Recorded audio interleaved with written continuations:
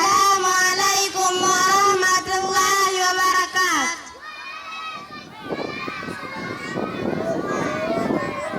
Sisi ni wanafunzi kutoka Istiqamah Islamic School tumesimama hapa kwa ajili ya kuwataja hatua za upishi wa ladu.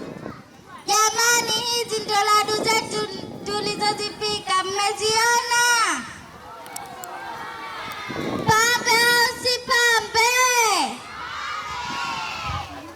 Hatua ya kwanza ya upishi wa ladu: andaa hiliki, nazi, mtama na sukari.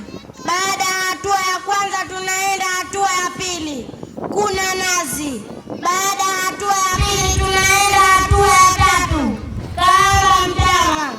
Baada ya hatua ya tatu tunaenda hatua ya nne, twanga mtama uliokaangwa. Baada ya hatua ya nne tunaenda hatua ya tano, chunga unga wa mtama uliotoka katika bakuli safi au sinia.